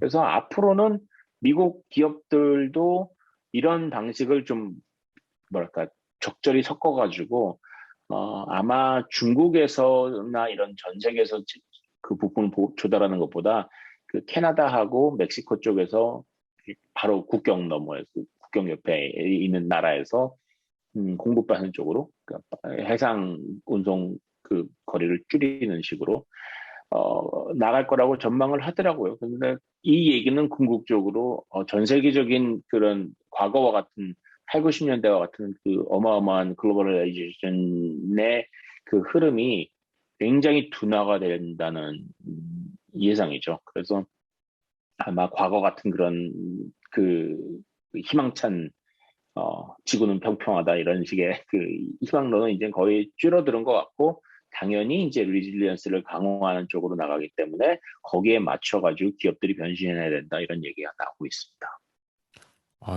너무 재미난 이야기 감사합니다. 사실 아까도 말씀하신 포인트 중에 저도 공감이 많이 가는 게 그 디글로벌라이제이션이라는 네, 부분도 진짜 확실히 벌어지고 있는 현상인 것 같고 그것 때문에 많이 디커플링들이 많이 일어나고 있는 것 같아요. 그 세계 질서가 좀 재편되는 느낌도 있고 전략화 하잖아요. 그러한 뭐 반도체뿐만 아니라 원자재 같은 경우도 지금 뭐 미국이랑 중국이 되게 전략적으로 선긋기 하면서 막 그런 게 다 네, 이제 리질리언스랑 다 연관이 있는 부분인 것 같고 사실 이게 네, 어떻게 재편이 될지 뭐 저도 궁금하긴 하는데 한편으로 무서운 느낌도 좀 들어요. 네, 맞아요. 전 사실 이게 이렇게 될 수밖에 없다는 거는 저도 이해는 하겠는데 이런 방향성이 뭐 기후 위기에서 오는 것인지, 그러니까 기후 위기 때문에 예측이 불가능한 상황이 너무 많아져서 오는 것인지, 뭐 그건 이제 코로나 바이러스 같은 그런 것도 포함해서 그러니까 자연재해라고 할 수 있잖아요. 어느 정도는 그러니까 이런 불확실성이 너무 높은데 거리가 멀어지면 이런 불확실한 것들이 너무 크게 문제를 일으킬 수 있으니까 이런 그 디글로벌라이제이션이라는 트렌드가 점점 더 힘을 받는 것인지 아니면 사실은 이게 어느 정도는 국가주의적인 그런 정치 문화적인 그런 흐름이랑도 또 맞닿아 있는 것인지 물론 양쪽이 다 지금 존재하는 흐름이니까 뭐 양쪽 다 존재하는 흐름이니까 당연히 이렇게 갈 수밖에 없다고도 할 수는 있겠지만 어느 게 더 큰 견인의 역할을 하고 있는지가 조금 궁금해요. 음.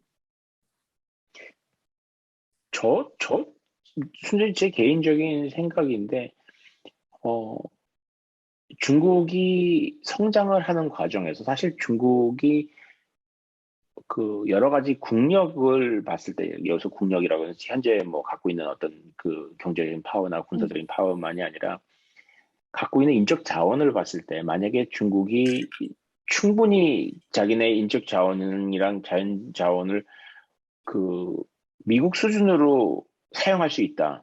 음, 그러면 게임은 끝난 거잖아요. 그래서 저는 그걸 미국이 경쟁하기에는 굉장히 힘든데 어, 중국이 일단 발전 그 기관차에 이제 속도가 붙은 상황에서 미국이 이걸 그냥 이제까지와 80년대, 90년대처럼 이렇게 느긋하게 중국 도와주면서 모든 걸 이렇게 형처럼 그런 식으로 그 정책을 취할 수는 없을 것 같고 여기서 미국이 쓸 수 있는 카드 중에 하나는 결국 저는 중국하고 경제를 많이 단절하는 거라고 생각을 하거든요. 그래서 블록을 만들 수밖에 없을 거고 그러다 보니까 그 일단 요즘에 줄서기 같은 걸 많이 하잖아요. 그 나프타에 이번에 보았나요? 예, 아니 5G만 해도 사실 5G 중국에서 어 그 중국 기업 화웨이 그걸 안 쓰기 위해서 딴 데는데 유럽 국가들은 근데 쓰고 싶은데 이렇게 얘기하니까 미국에서 굉장히 화를 내면서 너 그런 식으로 나오면 안 된다고 막 협박을 해가지고 막 거의 그 뜯어내다시피 했잖아요. 이런 그 사실 솔직히 좀 깡패 같은 행동인데 이거를 하는 이유가 미국 입장에서는 그 방법밖에 없는 것 같아요. 그때 모습을 보면은 미국한테 다른 카드가 없어 보이거든요. 그래서 중국 성장 자체가 이런 식으로 그 기득권 갖고 있는 기득권 서구 선진국 입장에서는 협조하거나 아니면 선을 긋거나 근데 이제 힘없는 EU 국가들 독일 같이 이렇게 조그만 나라들에서는 그냥 협조하는 쪽으로 갈 수밖에 없는 것 같고 미국은 이제 줄서기를 시켜야 되는 거 아닐까. 그러다 보니까 저는 결국 중국 성장이 이 중국이 이렇게 이 정도로 성장을 하고 있을 때는 이렇게 가는 현재 같은 상황 외에 다른 시나리오가 있을까 하는 좀 생각이 들어요. 근데 그럼 그건 때문에라. 디글로벌라이제이션이 아니라 중국에 대한 의존도를 줄이는 거잖아요. 그렇죠? 그러니까 이름만 디글로벌라이제이션이고 사실은 중국을 제외한 나머지 글로벌은 더 글로벌라이제이션을 하는 결과가 될 수도 있겠네요. 그렇죠. 근데 얘기 들어보니까 이런 지적도 하더라고요. 일단 이번에 아마 오늘 뉴스에서 본 것 같은데 독일이 군함을 보냈잖아요. 중국 쪽으로 보냈는데 이게 말하자면 무력 시위 같은 걸 좀 해보자 이런 식으로 보냈는데 중국 독일 정부에서 미리 양해를 구하고 갔다고 하더라고요. 그래서 이게 무슨 무력 시위가 무슨 양해를 구하고 가냐 그러는데 사실 중국의 가장 중국 경제에 쩔쩔매고 중국 정치에 관여하지 않으려는 나라가 사실 독일이잖아요. 워낙 물건을 많이 팔고 있기 때문에. 그래서 저는 미국 입장에서는 독일이 굉장히 싫을 것 같은데 중국 눈치를 너무 열심히 보고 있기 때문에. 그런데 뭐 독일 같은 나라 입장에서는 저는 어쩔 수 없을 것 같아요. 어쩔 수 없을 것 같고 현재 미국이 그렇다고 뭐 그렇게 뚜렷한 뭐 대안이 되는 것 같지는 않은 상황에서는 저는 뭐 눈치를 봐야죠. 사실 중국이 1대1로라고 해가지고 그쪽 유럽이라든지 아프리카 쪽으로 많이 뻗쳐나갔었잖아요. 경제적인 부분부터 뭐 여러 가지 뭐 인프라스트럭처도 계속 깔았었고 사실 그렇죠. 그런 측면에서 유럽이나 아프리카가 여태까지 어떻게 보면 받아먹은 게 너무 많았잖아요. 중국한테 꽁으로. 그러니까 좀 네. 약간 빚이 너무 얻어먹은 게 많긴 하지만 원래 우리 집안 형님인 우리 집안 형님이라고 해야 되나? 예, 우리 쪽 대장인 미국 말을 또 안 들을 수도 없고 참 난처한 상황인 것 같기도 한데 요새 또 호주 사태 같은 거 보면은 호주는 완전 중국이랑 완전 으르렁대면서 난리도 아니잖아요. 한때 엄청 받아먹다가 그런 거 보면 서양 나라들 웨스턴 컨트리들은 결국에는 나중에 그래서 어디랑 줄 설 거냐 하면 중국 편에 쓰진 또 않을 것 같아요, 확실히. 근데 네. 지금 당장은 좀 그래요? 애매하니까. 어, 그래서 그런 얘기가 있더라고요. 지금 상인님 말씀하신 것 같은 얘기를 어디서 읽었더라? 월스트리트저널인가 읽었는데 이런 얘기를 하더라고요. 중국 밑으로 줄 서는 나라들이 되게 빚이 많은 나라들이고 그러니까 정확하게 빚은 뭐 어느 나라 다 많죠. 일본도 많고 미국도 많고 그러니까 빚을 갚을 능력이 없는 나라들이 중국한테 줄을 서고 미국한테 줄을 서는 나라들은 결국은 선진국들이라는 거죠. 그래서 중국이 줄 세우는 나라들은 뭐 아시아에서 아프리카에 있는 나라들 그리고 예 이렇게 해서 좀 힘없는 나라들을 끌어갈 것 같다는 얘기라는 걸 들었어요. 근데 그 빚을 갚을 수 있다 없다라는 것이 네, 그 빚이 누구에게 진 빚이냐도 중요하잖아요. 그렇죠. 예를 들면, 그러니까 미국 같으면 빚이 엄청나게 많지만 네, 미국의 채권을 누가 가지고 있는지 그러니까 중국이 사들인다는 얘기도 있지만 또 그런 것들을 고려했을 때 독일 같은 나라는 사실은 빚이 많고 빚을 갚을 능력이 없지는 않은데 중국을 외면하지도 못할 그런 위치잖아요.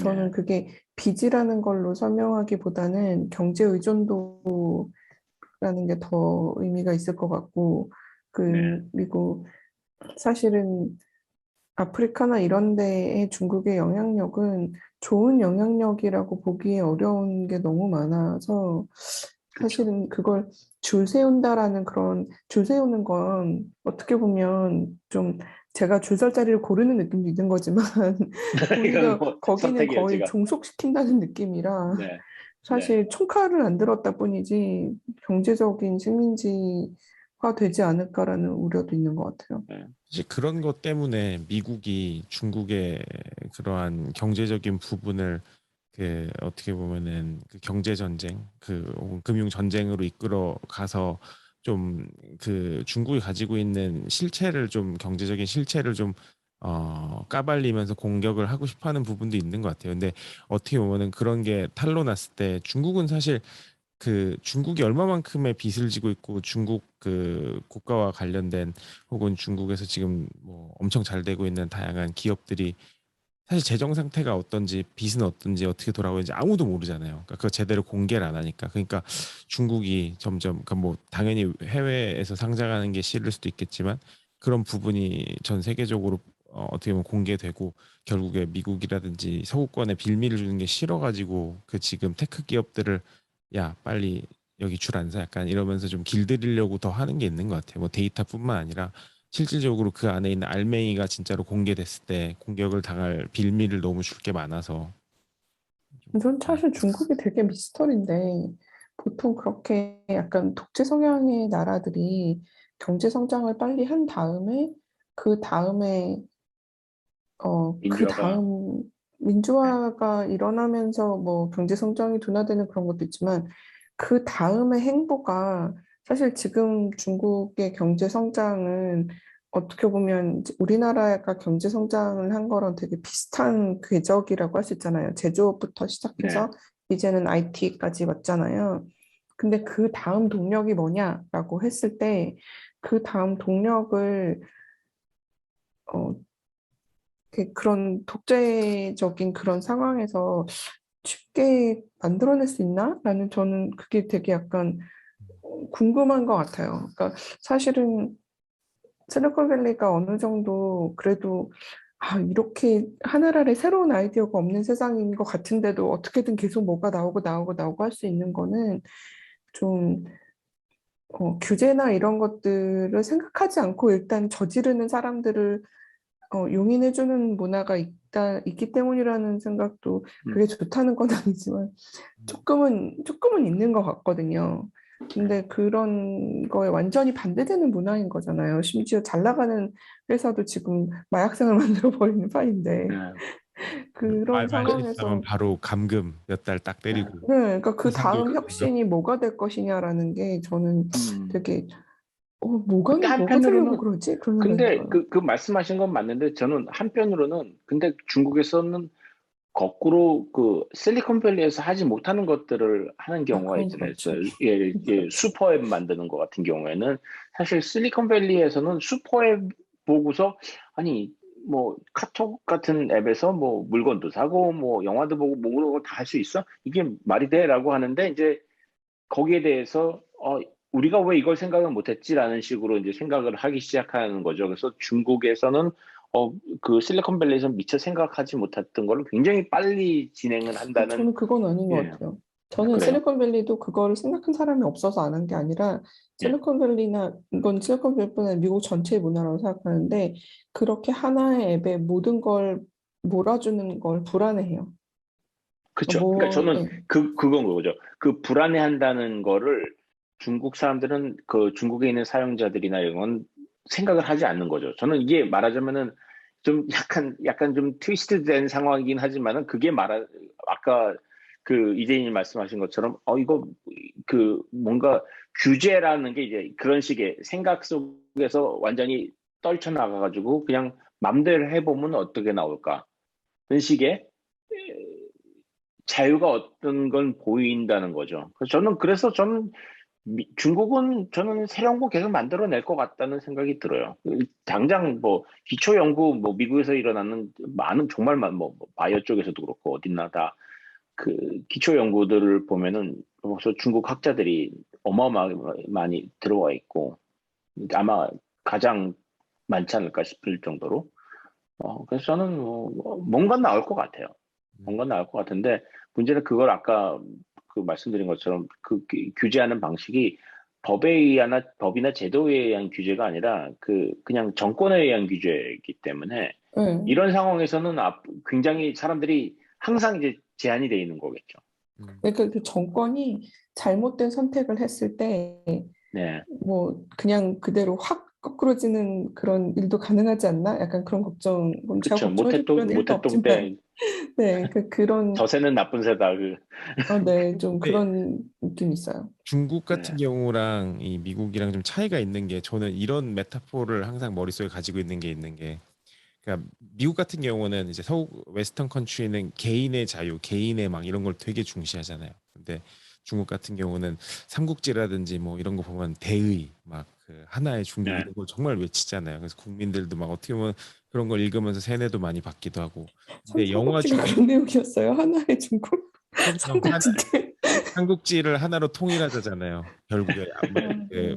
파이널 미션이 하나로 통일된 중국을 만들고자 하는데 아무도 통일을 못했죠. 근데 네. 결국에는 결국은 안 된다는 게 결론 아니었어요. 근데 그 장혜모 감독 히어 그 영웅이라는 그 네. 영화 있잖아요. 거기서도 내용이 막 황제를 죽이네 마네 막 저놈이 뭐 나쁜 놈 이러면서 결국에는 그 뭐였지? 아 제가 정확하게는 기억이 안 나는데 그 배우 중에 이연걸이 주연이었고 그 양조위가 그또 다른 협객으로 나오는 그 암살자로 나오는 황제를 죽이려고 했었던 근데 이게 황제를 충분히 죽일 수 있었는데 안 죽인 이유를 나중에 나오는데 그게 뭐였지? 그러니까 이 천하를 평안하게 하기 위해서 일부러 죽이지 않았다. 그러니까 대의를 위해서 음, 죽이지 음. 않았다. 약간 이러면서 멋지게 막 되게 멋있는 척하고 끝나더라고요. 근데 그게 약간 중국 사람들은 그거가 되게 하나의 중국 하나의 뭐 이런 천하 이걸 만드는 거에 대한 로망이 되게 있는 것 같아서 국가가 그런 걸 했을 때 좀 어떻게 보면 받아들이는 게 약간 다른 부분이 있지 않나 이런 생각은 들어요. 예, 저는 이게 그거의 변주에 해당하는데 저는 기본적으로 동아시아 사람들은 정부는 좋은 것이고 정부의 그 정부를 차지하고 있는 리더가 틀렸을 수는 있어도 정부 자체에 대해서는 항상 좋은 거고 아버지 같은 역할을 해야 되고 국민의 문제를 해결해 주는 사람이나 어떤 그 기관이라는 생각을 갖고 있는데 기본적으로 서구 특히 영미권에서는 정부 자체는 항상 사람의 개인의 삶을 방해하고 뭐 권리를 침해하고 이런 존재로 보는 사람들이 저는 한 절반 가까이가 있기 때문에 이 사람들은 안 없어지는 것 같아요.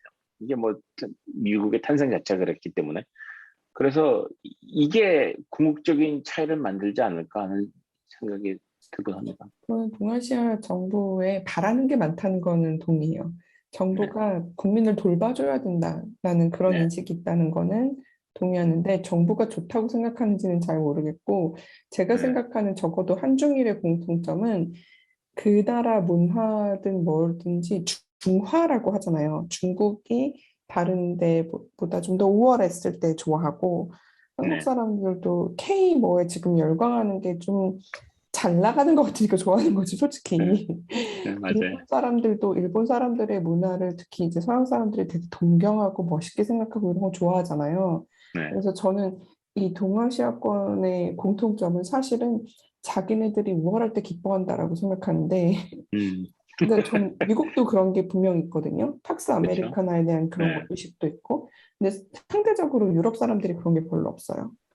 저는 음, 독일은 솔직히 잘 모르겠어요. 왜냐면 이제 독일이 EU의 리더가 된 지가 꽤 됐으니까. 네, 근데 독일을 제외한 나머지 나라의 사람들이랑 얘기했을 때는 대부분 뭐 우리나라의 문화가 전 세계를 좀 더 리드했으면 좋겠다든가 내지는 우리의 우월함이 이제 다른 나라들의 존경을 받고 이제 그랬으면 좋겠다는 그런 인식이 그렇게 많다는 생각은 별로 프랑스는 좀 있는 것 같네요.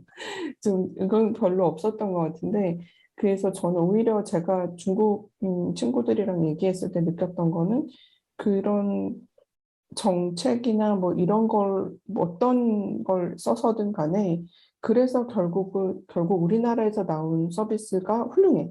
우리나라에서 음, 나온 앱이 정말 대단해. 이런 얘기를 할 때 눈이 반짝반짝 한단 말이에요. 그렇죠. 네, 그런 것 때문에 지금 정부가 하는 정책에 그렇게까지 반기를 듣지 않을 수는 있을 것 같은데, 근데 이게 너무 위에 있는 소수의 사람들이 방향을 결정한다는 것에 대한 불안감이 저는 있는 것 같아요. 음. 음. 아니, 이재님 말씀하시다가 하시는 거 듣다가 제가 오늘 낮에 본 되게 웃긴 영상 하나 시간이 달려가는데 짧게 말씀드리면은 되게 재밌는 그 뉴욕 타임즈에서 만든 거였어요. 유럽 사람들이 미국에 와가지고 미국 사람들을 보고서 야, 미국 사람은 왜 이렇게 사냐는 얘기를 하는 한 3, 4분짜리 영상이었거든요. 그래서 코카콜라는 왜 이렇게 크고 뭐 이런 거 얘기를 하는데 마지막에 근데 그 사람들이 어느 나라 사람들인지 몰라요. 약간 액센트는 있는데 근데 그 영상이 끝난 다음에 그 말을 했던 여러 그 유럽인들이 다 자기 국기를 이렇게 흔들어요. 자기 어느 나라 사람, 이탈리아, 뭐 스위스. 근데 그게 흔드는데 독일 사람이 국기를 이렇게 흔들다 말고 독일에서는 국기 안 흔드는데 이렇게 얘기를 하더라고요. 그래서 우리는 국기 안 흔들어 이렇게 얘기를 하는 순간에 이게 너무 독일 사람들이 어떤 그 국가에 대한 생각이 그거 진짜 완전 이거 굉장히 찐이에요. 특이하다. 진짜 찐이에요. 저 어느 나라 사람인지 기억이 안 나는데 저희는 그러니까 우리는 그거 배우잖아요. 나라 잘할 때 저만 그런지 모르겠는데 국기는 어떻게 걸어야 되고 네, 무슨 일 그렇죠. 있으면 조기를 걸고 뭐 이거 수업 시간에 배웠거든요. 그거 네, 배웠다는 맞아요. 얘기 해주면 그걸 왜 배워? 집에 국기가 왜 있어? 이런 반응 되게 많이 들어요. 여기서 잠깐 저는 안 배웠습니다. 살짝 세게. 네, 사인님 젊어서 좋으시겠습니다. 세상이 좋아지고 있는 겁니다. 네. 근데 저 때도 이거 웃긴 얘기지만 교련이 저도 있었어요. 저 저까지만. 총검술 배웠어요. 총검술. 아, 총검술도 배우고 저까지는 삼각권도 배우고 여학생도 남학생만 배우는 게 아니었나요? 총검술은? 네, 사연이 길지만 배웠습니다. 네. 일부러 안 가르쳐 주는데 배우고 싶다고 하신 거 아니에요? 저도 아니요, 그렇진 않았어요. 네. 아, 아니 근데 사실은 약간은 그랬을지도 모르겠어요. 지금 생각해 보니까. 왜냐면 선택지가 있었어요. 같이 음, 배울래? 아니면 네. 너네만 따로 보충 수업을 다른 걸 할래? 이런 거였어요. 그래서 그냥 할 때 그냥 같이 할래요. 뭐 이런 거였어요. 아, 참 그 많던 교련 선생님들 다 어디 가셨나 궁금하긴 합니다. 네. 그 많던 교련 선생님들 다 IT 배워서 전산 선생님 이런 거 하시고 체육 선생님 하시고 체육 선생님으로 또 바뀌기도 네, 하고. 네. 또 도덕 선생님 되신 분들도 계시고 네. 네, 여러 가지 있습니다. 네, 저희 아버지가 선생님이셨기 때문에 아는데 의외로 과라 그러나요? 이게 네, 네, 네. 전공적이 굉장히 잘 이루어지더라고요. 네, 되게 쉽게 옮기실 수 있습니다. 네. 혹시 옛날 우리나라는 다 이 교육도 생산 라인이 표준화돼 있어서 K 스탠다드, K 스탠다드가 다 있죠. 또 재밌네요. 오늘도 진짜 네. 다양한 이야기로 저희 많은 이야기 나눠봤는데 너무 재밌어요. 근데 이 재미 현장에서 또 즐기실 수 있죠. 다시 한번 네. 광고 멘트를 드리자면은 네. 저희가 그 실리콘밸리에서 라이브로 방송을 진행하게 됐어요. 그래서 그 산호세에 있는 어디였죠, 이재희님 이름이 거기 위치가? 드림센터. 써니베일이었죠? 네, 써니베일이 있습니다. 네, 드림센터 써니베일에 있는 그 드림센터에서 8월 19일 날 미국 시각이에요. 미국 시각으로 8월 19일 날 진행되고요. 저희가 이벤트 링크 같은 경우는 오피스아워 페이스북 그룹이랑 저희 개인적인 페북에도 올리고 했으니까요. 혹시라도 그쪽 계시는 분들은 참가해 주시면 너무 감사할 것 같고요. 그리고 또 이제 웨비나 그리고 클럽하우스로도 접하실 수 있으니까요. 많은 참여 부탁드리도록 할게요. 저희가 또 어떻게 보면 또 제대로 만나서 저희도 사실 셋이 처음 만나는 거거든요. 그래서 준비를 좀 열심히 해서 조금 더 깊이 있고 재미난 방송으로 만들어 보려고 지금 막 부랴부랴 만들고 있습니다. 네. 네. 그럼 기대하시고요. 그 8월 19일 미국 시간으로는 8월 19일 목요일이고 한국 시간으로는 8월 20일 금요일입니다. 네. 그럼 저희 또 다음 주에 한 번 더 광고의 말씀이랑 업데이트되는 부분 있으면 공유 드릴 테니까요. 예, 많은 관심 부탁드리고요. 그럼 저희 또 다음 주에 뵙도록 하죠. 네, 재밌었습니다. 네, 재밌었습니다. 수고하셨어요. 감사합니다. 예, 다음 주에 뵐게요. 예, 들어가세요.